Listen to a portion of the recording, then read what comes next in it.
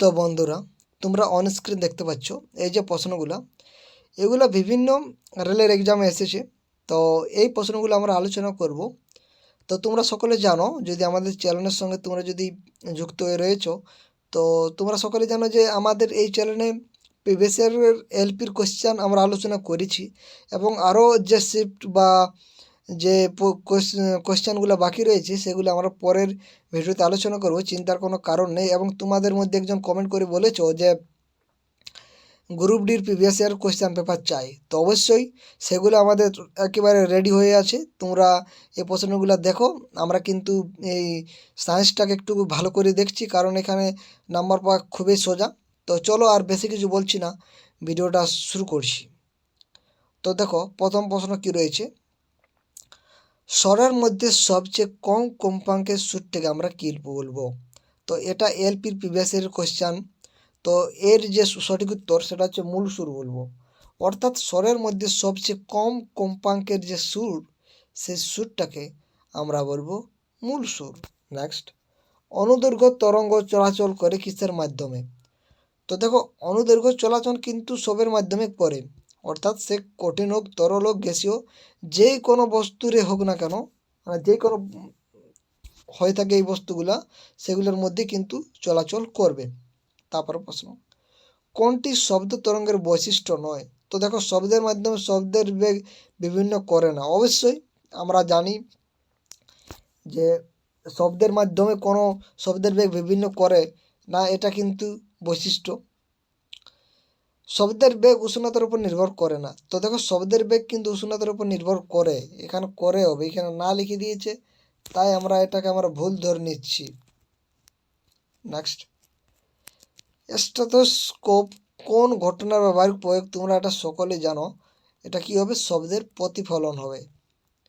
শনকের আকার বাড়লে শব্দের প্রাবল্যটা কি হবে? তো অবশ্যই এই প্রাবল্যটা কিন্তু বেড়ে যাবে। নেক্সট প্রশ্ন, সূর্যে অনবরত বিস্ফোরণ হলেও পৃথিবীতে সেই শব্দ আমরা শুনতে পাই না, এর কারণটা কি? তো কারণটা হচ্ছে বন্ধুরা, সূর্য এবং পৃথিবীর মাঝে যে তোমরা যে এখানে সূর্য যদি ধরো, এখানে পৃথিবী যদি আছে, এই মাঝটাতে কি আছে? অধিকাংশ স্থানে কি জড় মাধ্যম, এখানে কোনো কি মাধ্যম নেই, জড় মাধ্যম নেই, তাই আমরা শব্দ শুনতে পাই না, সিম্পল। এবার দেখো, এটা খুবই ইন্টারেস্টিং প্রশ্ন, এবং রেলের মানে এটা ট্রেন্ডিং টাইপের প্রশ্ন বলতে পারো, কারণ এরকম ধরনের প্রশ্ন কিন্তু আসার এবার চান্স আছে। দেখো, এখানে দেওয়া আছে এই দুটো মিলে করে হচ্ছে এইটি। অর্থাৎ এখানে তোমরা দেখো, এই যে প্রোটন সংখ্যা, নিচেরগুলোকে আমরা প্রোটন সংখ্যা বলি, এবং উপরেরগুলো যেগুলো থাকে সেগুলোকে আমরা ভর সংখ্যা বলি, এটা তোমরা সকলেই জানো। তো দেখো, আমাদের প্রোটন সংখ্যা 5 আর 2 7, ঠিক আছে, 7 আমাদের হয়ে যাচ্ছে। এবার দেখো, 10 আর 4 এখানে 14 হওয়ার কথা, এখানে 13 হয়েছে, তাহলে একটা তো আমাদের বাকি আছে। তো দেখো, এই ভর সংখ্যা আমাদের কি কি মিলে করে হয়? প্রোটন সংখ্যা প্লাস নিউট্রন সংখ্যা মিলে করে হয়। তো আমরা জানি প্রোটন সংখ্যা আমাদের তো 7, ঠিক আছে, প্রোটন সংখ্যার কোনো মানে আমাদের অসুবিধা নেই, কিন্তু আমাদের দেখো এখানে 13 হয়েছে, অর্থাৎ এখানে প্রোটন সংখ্যা তো আমাদের ঠিকই রয়েছে।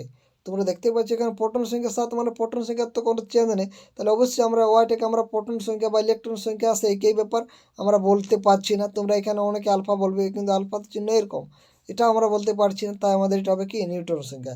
কারণ ভর সংখ্যা আমাদের যদি সূত্রটা হয়, তাহলে আমরা জানি নিউট্রন সংখ্যা প্লাস প্রোটন সংখ্যা সমানে আমাদের ভর সংখ্যা হয়ে থাকে।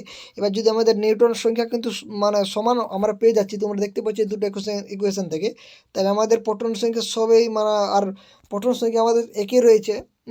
তো সাথে রয়েছে, আমরা মানে এটা সমাধানটা মিলছে, কিন্তু আমাদের ভর সংখ্যাটা চেঞ্জ হয়ে যাচ্ছে, 14 হওয়ার কথা কিন্তু 13 হচ্ছে, তার মানে একটা নিউট্রন অনুপস্থিত। এবং তোমরা জানো প্রোটন সংখ্যা সমান সমান ইলেকট্রন সংখ্যাও লেখা হয়ে থাকে। তো ইন্টারেস্টিং প্রশ্ন, যদি বুঝতে না পারো কমেন্ট করো। কোন সুরের কম্পাঙ্কে দেওয়া আছে 256, তাহলে পরবর্তী অষ্টক সুরের কম্পাঙ্ক কত হবে? অষ্টক সুর বলেছে, সেটা হচ্ছে 512 হয়ে যাবে। দেখো, গ্যাসের মধ্যে শব্দের গতি ও পরণ তাপমাত্রার সম্পর্কটা কি হবে? এটা গ্যাসের মধ্যে বন্ধুরা, তো সেটা হচ্ছে ভি প্রপোর্শনাল রুট টি। কম্পাঙ্ক এফ এবং কণিক কম্পাঙ্ক ওমেগা এর সঠিক সম্পর্ক সেটা আমরা সকলে জানি, ওমেগা সমান 2πf। এই ইকুয়েশনটা আপনারা মনে রাখতে হবে। এটা এখান থেকে ম্যাথও আসতে পারে, বা এরকম আপনাদের এমসিকিউ টাইপেরও প্রশ্ন আসতে পারে। নেক্সট, আল্ট্রাসনিক তরঙ্গ নির্ণয় করা যায় কিসের দ্বারা? তো সেটা হচ্ছে কুন্স কুন্স দ্বারাই এই আল্ট্রাসনিক তরঙ্গ নির্ণয় করা যায়। স্যাটেলাইট করা হয় যে তরঙ্গের সাহায্যে, সেটা হচ্ছে স্পেস তরঙ্গের সাহায্যে স্যাটেলাইট করা হয়। আকাশ তরঙ্গ যে কম্পাঙ্কের সীমাতে গমন করে সেটা হচ্ছে ইউএইচএফ। নেক্সট, টেলিভিশনের রিমোট কন্ট্রোল করতে কোন তরঙ্গ আমরা ব্যবহার করি? তো সেটা হচ্ছে বেতার তরঙ্গ। 100 ডেসিবেল শব্দ হলো কেমন? সেটা হচ্ছে মেশিনের আওয়াজ। আমাদের সাধারণ কথাবার্তা 65 ডেসিবেলের নিচে হয়ে থাকে। হ্যাঁ, তারপরে দেখো সোনার, এই প্রশ্নটাই সোনার থেকে প্রশ্ন রেলে কিন্তু ভুরি ভুরি আছে, ভুরি ভুরি বন্ধুরা, অর্থাৎ অনেক এসেছে এই সোনার থেকে প্রশ্ন। এটা এই নীতির উপর প্রতিষ্ঠিত কোনটা? সেটা হচ্ছে ইকো। অর্থাৎ আমাদের যে সমুদ্রে আমরা এই সোনার ব্যবহার করে থাকি, বুঝতে পারছো?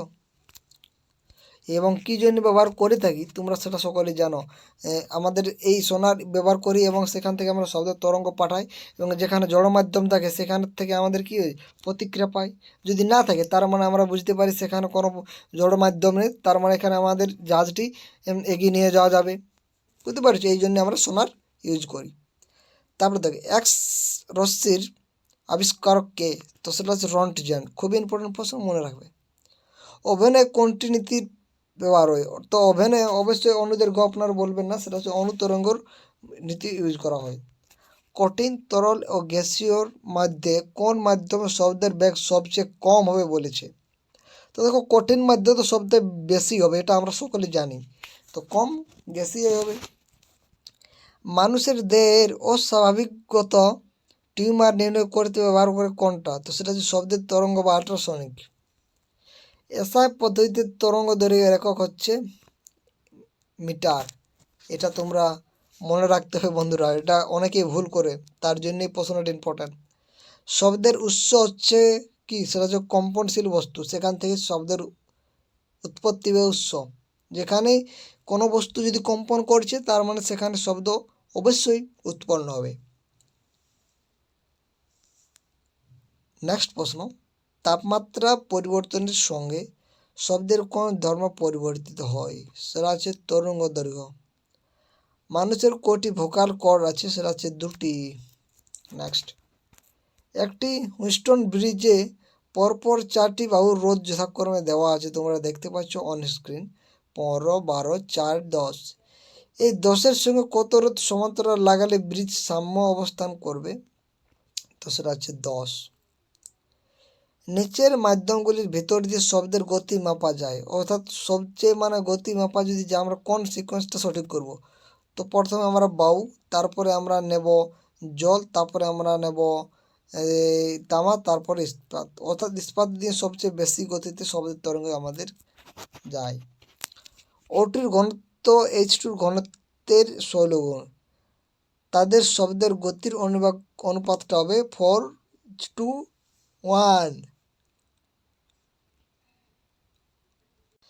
তারপর প্রশ্ন, একটি মাত্র কম্পাঙ্ক বিশিষ্ট শব্দকে আমরা কি বলবো?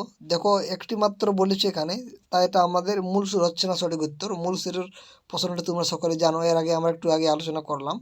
তো এখানে আমাদের সঠিক হচ্ছে একটি মাত্র কম্পাঙ্ক বিশিষ্ট শব্দকে আমরা বলবো সুর। বিভিন্ন কম্পাঙ্কের কয়েকটি সুর মিলে যে শব্দ সৃষ্টি হয় তাকে আমরা বলবো স্বর। এই প্রশ্নগুলো খুবই ইম্পর্টেন্ট এবং এলপির জন্য তো খুবই ইম্পর্টেন্ট, কারণ এগুলো এলপিতে এসেছে, তোমাদেরকে প্রিভিয়াস ইয়ার আমরা দেখিয়ে দিয়েছি।